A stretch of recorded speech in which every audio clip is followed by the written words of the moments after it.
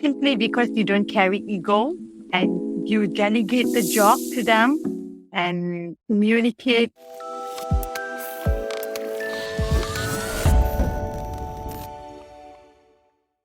Hi, everyone. Welcome to the Childcare channel and the Childcare channel podcast. Our intention is for this to be a space where we come together to elevate the childcare industry through community, inspiration, and innovation that will ultimately serve the healthy development of children. My name is Jane Diaz, and I am your host. Conscious leadership is such an amazing concept to talk about. It is a transformative way to lead that requires self-awareness, empathy, and a deep understanding of the impact that we have on others. It's about leading with intention, purpose, and a commitment to personal and professional growth. And when it comes to the world of early childhood education, conscious leaders create a nurturing environment that empowers both children and the childcare staff to thrive. Today, we have the privilege of hearing from a remarkable conscious leader, Rajeswari Elangovan, or as she's lovingly known, Jesslynn Jeffrey. Jesslyn wears many hats as the director of a preschool center, enrichment center, and childcare workplace center. Her passion, expertise, and unwavering dedication to her team have made her a shining example of conscious leadership in action. Today, in this episode, we're going to dive deep into Jesslyn's journey as a conscious leader and many other roles that she plays. We will explore her insights, strategies, and experiences in transforming the landscape of early childhood education in Malaysia. I am thrilled to have this conversation with Jess today, so please help me in welcoming Jess to the Childcare channel. Jess, how are you doing, my love? I'm good. How are you, Yen? I'm doing great. Thank you so much. I'm so happy to see you again. Yeah. Everyone watching here should know that we met not too long ago at the World Forum. And it was such an incredible event. I met such amazing people, and Jess is one of them. And we just kind of hit it off at the event with Tanya. Tanya went there as well, right? Tanya is Yeah. somebody who Yeah. works. Yes. And she was amazing too. So it's so good to see you. Tell us, Jess, I mean, you're in Malaysia. You're the first guest that we have on the channel that is outside the United States. So, Jess, tell us a little bit about your story before we get into all the amazing work that you're doing in childcare over there. I want people to really get to know you a little bit. Tell us a little bit about your journey of how you even got into childcare. I think that's a pretty nice story that you share with me. I started as young as 18 while waiting for my SPM result. My auntie, actually, she's kind of my mentor. So she called me to help out her in her center. So I went to help her. And that's where I engaged with the children and come to know that kindergarten business is so interesting, dealing with children and it's a passion that I wish to grow with. But then my parents were not so agreeable to it. So I did further my studies in computing, which is about all this, what do they call that? Language, which is you do with Visual Basic, C++, all this, computing science and all. But then further after that, once my result was out after my graduation, I went back again to early childhood. So I find happiness there. And I started there working fully from 19 years old. And today it has been 24 years in this industry. So I'm still happy, enjoying doing what I love to do, which is engaging with kids. In fact, today we actually made some what do we call it? Green bean porridge with the kids to have some fun. So I still go down to them and try to make them happy and prepare things for them. So I kind of just love it. So yeah, but over the journey, I have experienced myself over 7 to 8 years working in a kindergarten. And then I furthered my working environment to an office, which related to early childhood education as well. And yeah, then when I got married and I had my own daughter, my first daughter, Janelia, I thought of, opening my own center so that I can spend more time with her. And now it's already been 13 years. Yeah, the school is about 13 years. Yeah. And later, I was given an opportunity to operate a childcare center, which is workplace. And then, yeah, it moved on. And the next, my kids were growing up. And then my son was stepping into primary school. And then I operated another center, which is the enrichment center, where I can cater for both my kids. And yeah, and I have got another workplace, which is in KL. So I've got a total of 4 of it. Wow. So how do you have time for everything else? I mean, it sounds like you said 4 centers in total? Yeah, correct. Anyways, and you're very involved with the children, the staff, and everything. So give us the secret, how do you manage to put on and love your family as well? And I know you plan to also, and you love to cook. So tell us how one can let's all cook. of that. Okay, I think that is where the consciousness comes in. Because here, I think we believe being a leader, you have to know that I would like to inspire people, but at the same time, sometimes, people will be wondering, how did she do it? It's simply because you don't carry ego and you delegate the job to them and assure that things are done properly and check on them and communicate, get engaged with them. And I actually have my own lifestyle as well. I spend time with my family, with my kids. Yeah, Saturday, Sunday is usually off day in Malaysia. So that's where I do everything with them. But Monday to Friday, I will be committed with my schoolwork. And that's how I move on. I think the most important thing is like you have to have a lot of trust. Is it trust? Like you trust the teachers, you trust the people who are working with you, and you work with them in an easy flow, not thinking about how are they doing it. It's more of like being a mentor. You guide them through and through. And yeah, I'm always free for any calls, for anything that they are not clear about. They can just ring me and then speak to me about it. And I also try to keep my commitment and engagement towards the parents so that they can reach me. Of course, it's not as easy when I had my only one center, where now I work and I also engage with this workplace center.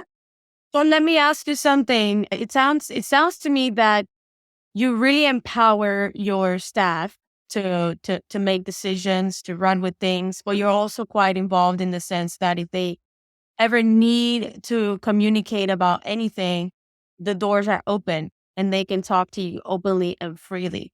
And that's amazing because, that is a huge component of conscious leadership. So let me ask you something now, getting into specifics, right? Can you share maybe, because some people watching might benefit from hearing in this way of managing your team, right? And empowering your staff. Would you be able to share an example of maybe an interaction you had with one of your staff members and how you empowered them and what did they say to you? Yeah, probably because I always want to be an effective leader, which competence you secure is also important there. With my teachers, I always empower them, especially teachers who come to me with a lot of experience and qualification.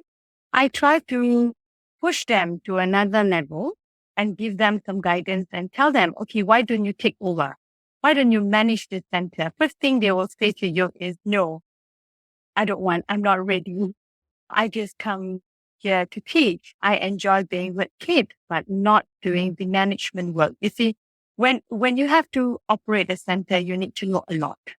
You need to know how to communicate to parents, to address the kid's issue immediately.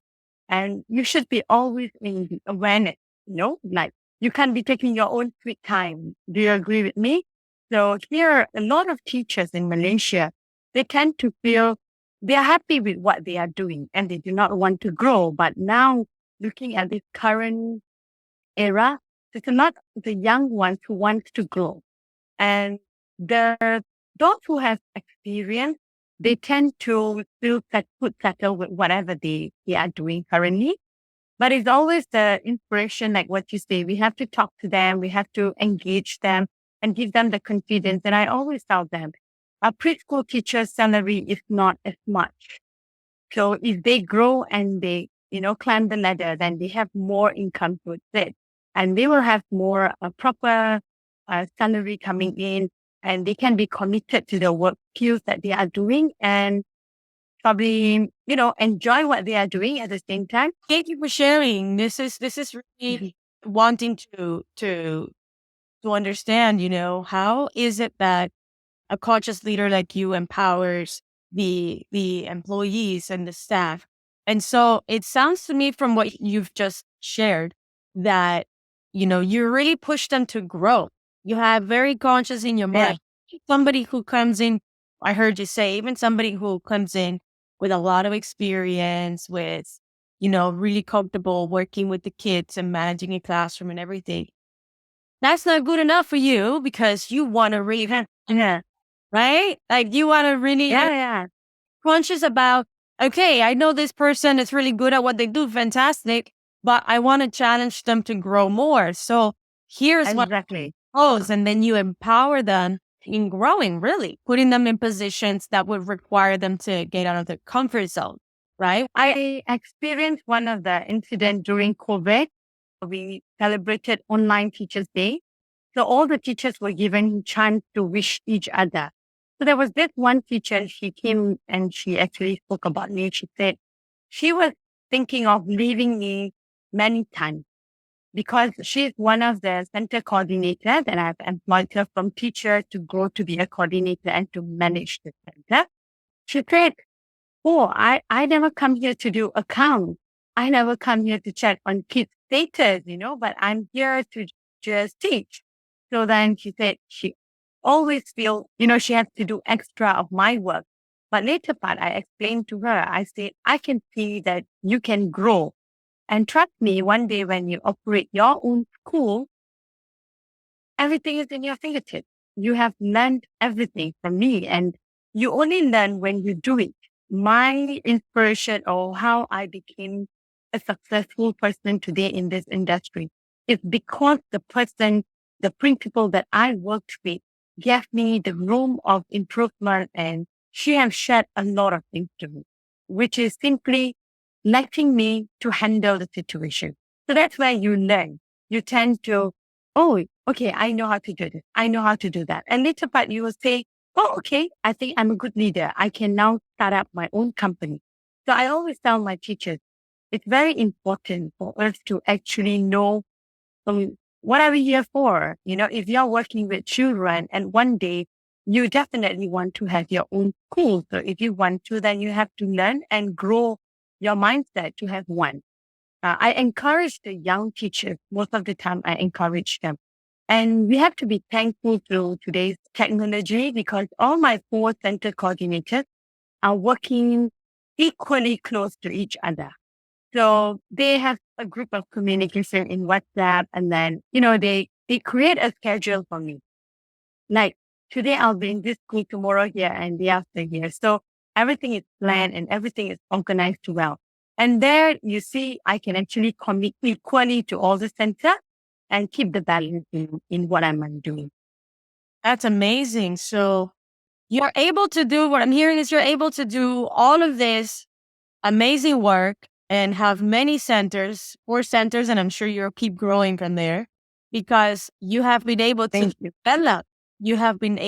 develop leaders that are running the show, right? And they're really running well, and you're there to support them, right? Isn't it funny how sometimes as entrepreneurs, as business leaders, we end up, especially if we're conscious leaders, we really work for our employees, don't we?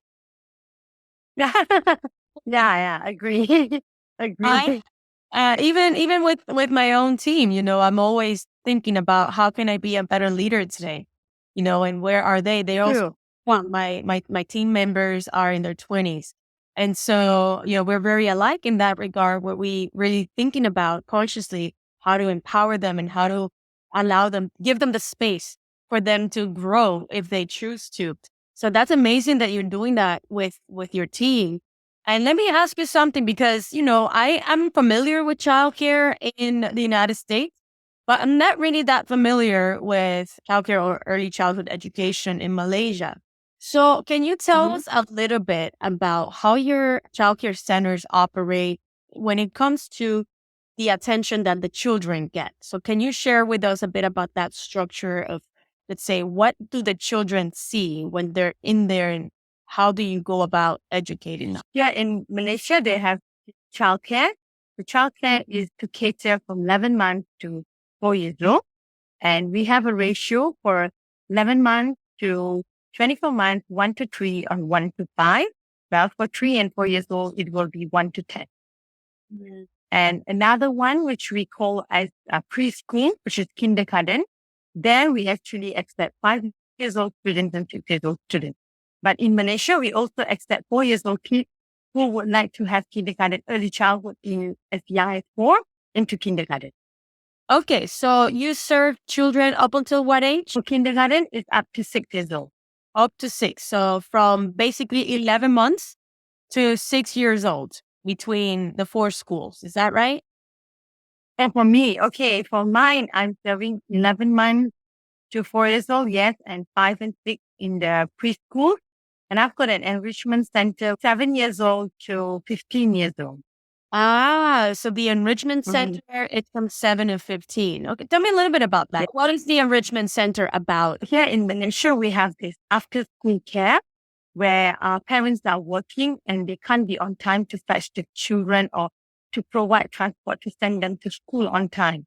So we cater the service of transportation as well, meals and homework coaching. When they are back from school, they will have homework and also tuition stuff to them. That means individual classes conducted by the teachers according to the subject that's needed. Okay, very nice. So you really have a broad range of ages that you're serving right now. And, what would you say is your favorite age to work with kids? 5. 5? 5 years old. Why is that? 5 is because they've already learned a little bit of communicating and also communication and as well writing skills. And they are encountering something serious at 5, how to settle down in the class and starting to share. Like, for example, if we're going to speak about tiger, 6 years old, maybe know too much. 4 years old is just something that they tend to learn about tiger, how it looks, what is the color, unless the parents have actually do the homework at home, But 5, you can actually hear a lot of things. Maybe they will tell you, teacher, do you know cat mommy is tiger? Then you go like, no, not. They look alike, teacher. Then they have sharp teeth. So all kind of, I would say they're innocent and then they know to share more compared to 6 because 6 kind of, they are growing up and then they choose the words to speak to you. Like 4, very limitation. So 5 is just nice. Because they don't know, they'll find creative ways to explain. Exactly. That's cool. I like that. In fact, yesterday I was in Tanya's class. I was observing one of her students and then the child she just came to me and said, can I know why we writing so much? And said, oh, we want to build your fine motor skills. You have to do a lot of writing so that all your fingers can move. And, it's an exercise. And then, teacher, I think we need to do exercise. We can go to the gym now. So, keep trying to think, you say exercise. I don't want to do fine motor skills. I want to do growth motor skills. Bring me to the gym, But you won't hear this with 4 or 6 because 6 maybe will not want to ask you that because they know that's their routine. That's funny. I love that. Kids are amazing. I do this because I work directly with them like you do. But it's just so nice to hear these stories of how they operate, how they think, because I believe that, we were all children at once, right? And then we forget that we're really here life experience to be childlike and to play, have fun, right? So you get to be having fun Yeah. with the kids all the time. Yeah. Awesome. Yeah. Different ages of group. Yeah, exactly. You get to see the development and the behaviors and how everything, starts taking shape little by little. So let me ask you something, because I know that, you know, like in the United States, I know families, parents in Malaysia also work very long hours. So how do you Yeah. approach the whole parent engagement between all your centers? Like I say, like how I run my center, I've got these 4 coordinators that are working along. 3 of them work very close because they deal with the preschool and childcare center. So I've got my person in charge, Miss Lina. She's the one who will do the lesson planning in more detail with me. So what we do is every month or bi-weekly, we have the thematic week. So the franchises that we are using, they have themes. So just say, for example, like this week, all the kids came to school to speak about fruit. Say, if the theme is about fruit, then we get the child to choose a fruit that they like. And then we'll write down to parents to actually spend 5 to 10 minutes, do something. Say, for example, if the child chooses watermelon, so maybe they draw a picture of watermelon, bring the real fruit of watermelon, and the child is given 5 to 10 minutes to speak something about it. So why do we do this? It's not so much on only building the child's self-esteem, but I believe that it's where parents commit to the child and they engage with them and they tend to prepare the thing. And then now these parents, they tend to take a video of the child's presentation at home to tell us that, oh, teacher, see, he's so excited. I hope that tomorrow he open his mouth and say the same. But of course they won't, because somehow kids have that shy and then they are not so, their self-esteem is not there much. But towards the year end, you can see they can do so much so good. And parents have actually thanked me. Many parents have thanked me because they tend to think with that presentation that the child is doing, they spend a little quality time to engage with their child to prepare them to send them with us. It can be something, some parents, they print out, some just do it, they can cut from a newspaper or, bring the real object. So yeah, but the beautiful part of it is the children really enjoy it. They go like, good morning. And everybody will say, good morning, Jess. And you're like, today I'm here to talk about orange. Look at the teacher. Can I say the orange is orange color? They will start with asking questions. And then when the students interact with them and ask, hey, Ali, is it straight? And then they'll go like, wait, I haven't come to that part. So they have practice and then they engage with the students. And how do we engage the parents? It's like throughout their presentation, we will video it and we'll send it to the parents. And that actually make the parents to think, oh, I think I have to do more practice so that the next presentation, my son or daughter will do better. So we have seen improvement in that part and a commitment towards parents and children's engagement. I love that. And is there anything particular about the engagement with parents that you see for the next level? I mean, you're somebody who's always looking to improve, always looking to try the next thing, right? That's going to take a little deeper, a little higher. So have you thought about the next level to this to engage parents? The next level to engage parents, I think bringing them to center. Yeah, to bring them to the center. Is that what it is? Yeah. Okay, I love that. So let's say next level to bring them to the center beyond just drop off and pick up the child, right? Exactly. Maybe a craft day at the center and all the parents have to help them out. Or, it's just a yoga day, all the children and the parents come to school and use the space and do some activities. That will be actually interesting. And, the children will be so excited to actually bring the parents touring the center, showing them their work that they have done, which has been exposed to the center, where it's hanging everywhere.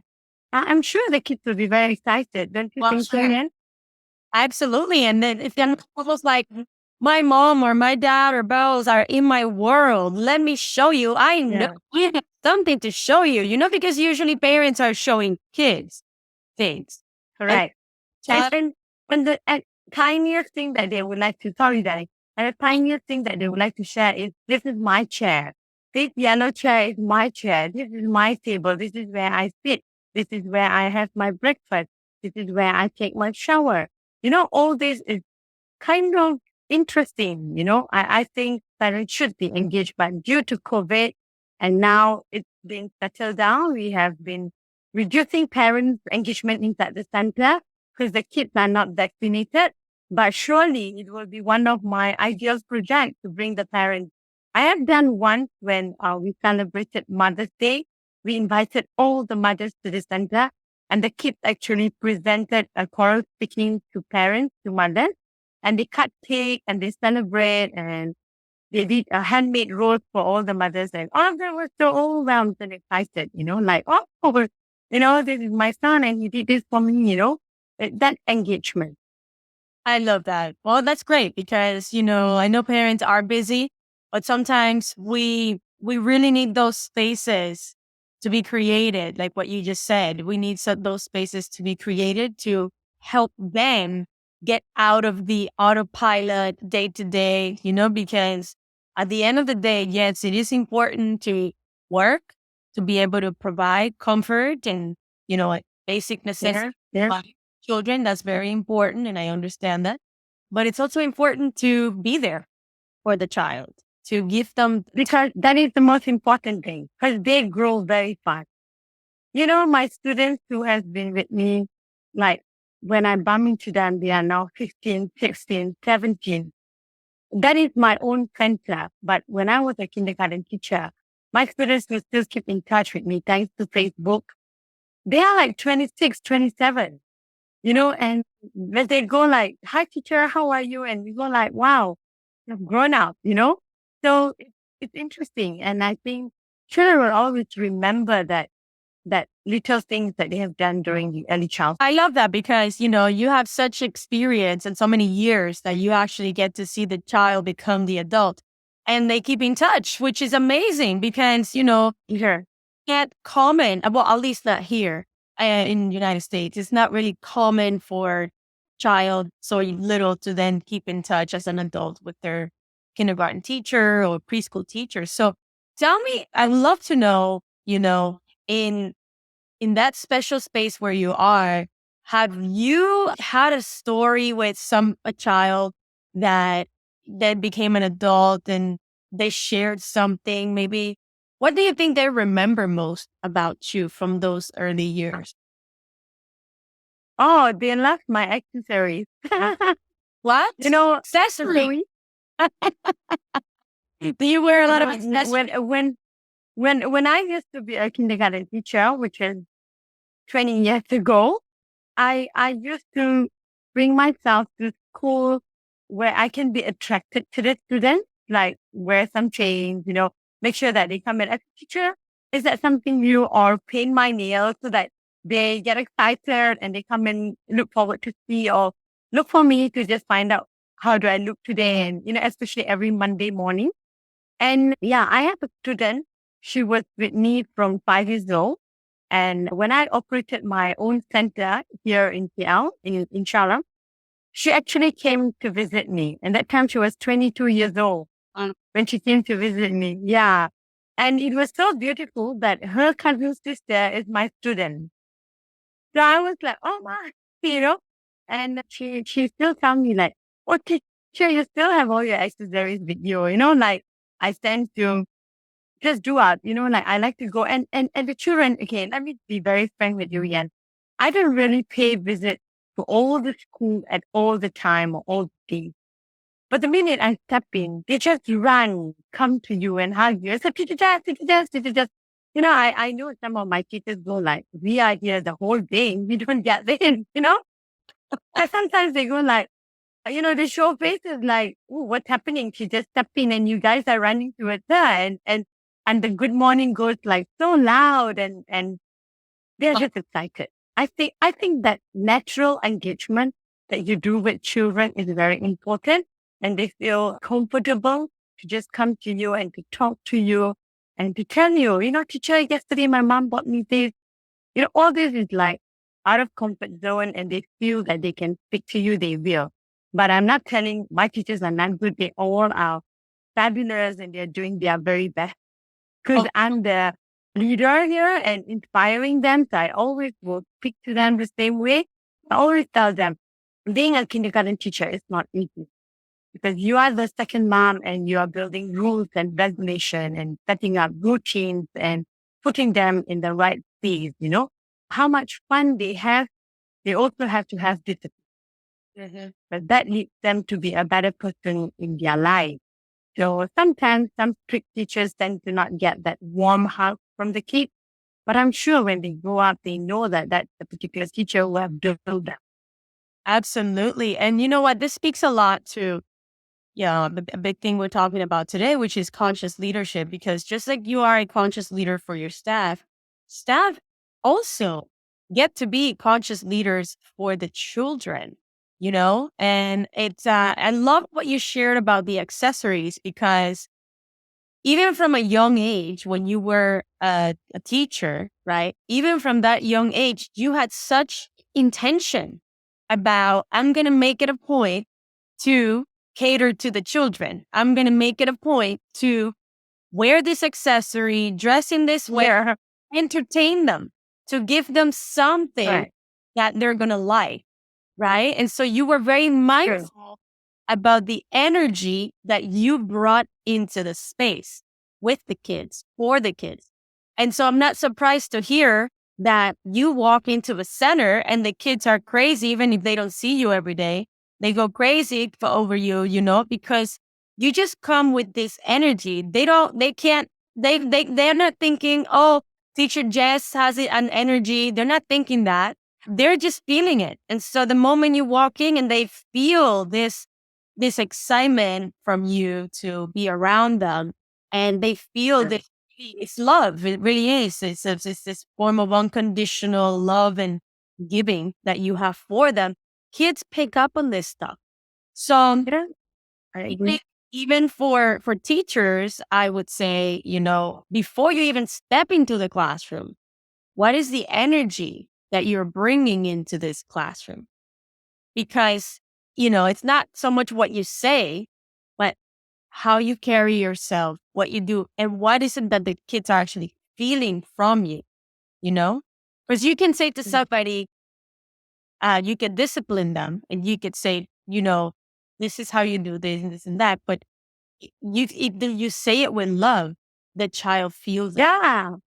It's that's what I always tell, it's okay. I mean, a lot of time, I know what do I do is I actually work with good people before I operated my own center. So there was this guy who worked with us and then he taught us like, how do you grab the attention of children? You say, hey, hey, and they reply, ho, ho. So we learned this in a team building. Until today, if I want to speak to the students class of 60 or 50 students, if I want their attention, I just have to say, hey, hey, and they all reply me, ho, ho. And they know, okay, Teacher Jess is going to talk now. It's in subconscious, their mind has already been prepared. Like, you don't have to go there and quiet, listen, I want to talk. The kids are not excited. So to me, I remember Ken. So he taught us this. And then I used to say, hey, hey. And then the kids should like, ho, ho. And then I'll say, okay, now it's Teacher Jesslyn to talk. Okay, are you all ready for this? Then I continue my conversation with them. But what I'm trying to tell is you get them to attach with you. And now the engagement happens. It kicks. Okay. Yep. Rather than you going in, of course, all of us are human beings. Naturally, we will be stressed when the noise is overwhelming or, it's too loud there. But there's a way to do it in a right manner so that the kid understands. You see, another thing, Ian, that I would like to highlight here is many teachers or parents, they tend to stop the children from doing something wrong, but they fail to explain to them why they should not do. See, that is the reason the kids keep repeating the mistake or the wrong doing. Wow. Imagine if you just tell them, darling, if you keep running like this, you're going to stop and hurt yourself. And teacher just have to call your mom and then, we have to look for ambulance. Do you want all this? No. Then can you stop running? Can you walk? They will. Because he has actually explained to them what exactly you want. Rather than telling them, stop running, you will drop, stop running, don't run. Kids are being kids. Imagine if I'm going to change this whole conversation talking to you in Tamil, my mother tongue. Like, ஏன் எப்படி இருக்கீங்க நல்லா இருக்கீங்களா you'll go like, what's wrong with this teacher? What is she talking? So kids are like that. They don't want to hear you out. They don't understand. But because you know it, what will happen if they continuously doing it, but you never tell it to them? I feel it's always, you think they will know. Do you think they will? Maybe 6 or 7, but not the young one. So it take a little extra time to just tell them, I think they will. They will, definitely they will. It's and how are we going to educate them or nurture them? That's very important. Oh, I love that. Thank you for sharing that. If you're watching this is golden right here, because just the simple change. If you want to have a positive impact on small children and you want them to listen and understand, you have to explain to them, not just say, don't, but why shouldn't you do that? And they do get it. I see that that's the parenting style that my cousin and her husband have used with my nephew, who's now 9. And I remember since little, they've always said, they've never yelled at him. They've never smacked or anything like that. They always say to him, you cannot speak like that. This is the reason why. When you speak like this happens, and da da da da. And so he gets it. He gets it. And he's 9. So he's a very conscious child where he just understands. And you know that you're there. And he just gets it. And so I really think it's wonderful that you have this as a culture, as a practice with the children. I'm sure you've trained all your teachers to behave. Yeah, I do. So, and I'm sure that with this, the parents are also learning, right? Because parenting is one of those things that you also, like a leader, you didn't come with a manual. This is how you parent, right? You have to actually learn. Yeah, I mean, I agree because there are mistakes or wrong that I've done with my own child too, even though I'm an educator in early childhood. But it's again room to improve, So you tend to change your way of handling things and then it gets better and we are always learning every day new stuff, right? So yeah, I think it's a matter whether do we want to make the change. Yeah, absolutely. And I'm curious, as a mother, you have 2 children? Yeah. So as a mother, Benivia and Jeremiah. Okay, so as a grown boy, so as a mother of 2 children, you mentioned, yeah, I've also made mistakes and I'm an educator, right? So can you share with us what you consider to be one mistake you have made as a mother? I think the worst mistake that I've done is actually sometimes I fail to hear them out. You fail to hear them out. Yeah. Yeah. Maybe because, like I say, we being parents, we tend to think we know. Maybe I can be wrong because this is because I only knew that I've done this wrong when I have a teenager girl now. So sometimes when she speaks to me, I tend to think I know more because, being adult, being mother, but sometimes she tells me, no, mommy, it can be done this way, and when they are trying to educate you or teach you in the right way of doing it or fast way, I think we should learn to accept and appreciate that rather than finding fault of condemning them or saying to them like, no, I'm the mother, I know better. I feel that. Yeah. I love that. And I'm sure a lot of parents can relate to this as well, And it's a whole normal process of parenting and actually being human. Yeah. We also don't listen to our husbands and our wives and our, right? Right? So in general. So Yeah, it's just our natural behavior, and that like sometimes some things we think we know better, but I think yeah, it takes time. It's not easy for you to immediately to accept the changes, but with practices, yeah, maybe yeah, slowly. okay. And what would you say to also to ask you the other side of this question? What would you say Mhm. is one of your best qualities as a mom? Maybe what are you most proud of about being a mother? I think it's the sharing. Mm. I can be very busy when it comes to November, December, January, when the school intake and the concert graduation taking place. But my kids and myself, together with my husband, the whole family, we never fail to share what has happened throughout the day. So the children come back and tell us everything, every single thing that have taken place in school, so that we are aware about whatever they have done. It could be a very tiny thing. Mommy, I went to canteen today. I decided to eat a noodle, but then I bought curry puff. So it's like, it's okay. They just have something to tell you rather than keeping it within them and not sharing it to us. So we know every in and out of them. I think that's very important because today's parents are tend to be very busy. And, everyone has got their social life with updating their Facebook or Instagram or even with their TikTok and all these kind of things. But they fail to actually acknowledge their child's daily life. So I think in that manner, me and my husband have been blessed with the kids who comes back and tell us everything, anything that upsets them in even our program that we plan the next day, or they want something, they will actually let us know. It's not keeping it towards them or within them or who to share with. So I think that's the beauty part of it. I love it. Well, Jess, you have been such a joy. We're reaching here Yeah. end of our time together. But before Yeah. go, we have a little game that we like to play here at the channel, which is called All right.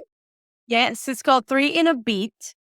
And how we play Okay. this game is to wrap up the show. I ask you three questions, and the challenge is you have to answer these questions in either one word or one sentence maximum. Okay.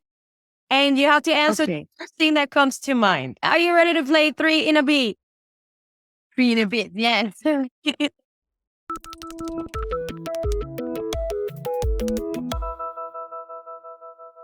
Question number one. What do you think it's the number one skill that every leader should have? Passion. Passion. I love it. Okay, question number two. If you could have any superpower, what would it be? Invisibility. Maybe moving everywhere. Invisibility. Okay, nice. And number three, how would you like to be remembered?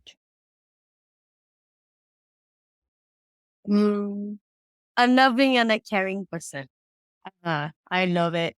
Well, James, thank you so much. This has been really a joy to have this conversation with you.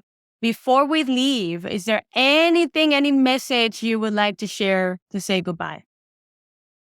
Yeah, first of all, I would like to thank Yen and thank God for giving me this opportunity. And I think we just met over breakfast and then in Panama, and we just spoke about what you do and what I do. And yeah, we got engaged. And I think the message to everyone will be in whatever, to inspire people or to do or to be where I am. I believe God has lead me here, and it's the faith that drives you. And I think it's the love and passion towards your work in whatever that you want to do. And definitely the most important thing is your support power or support system. Thank you. I appreciate you. I thank you for the work that you've been doing and that you continue to do to really shape the next generations. So, Jess, thanks again. We're happy to have you back on the channel in the future. And you watching, if you have been with us all this time, thank you. Thank you for your time, energy, and attention. And if you liked this episode, if it was something of value that you saw here, please do share it. because we definitely want to reach more people and inspire more people. And we never know whose life could be transformed by these conversations that we're having.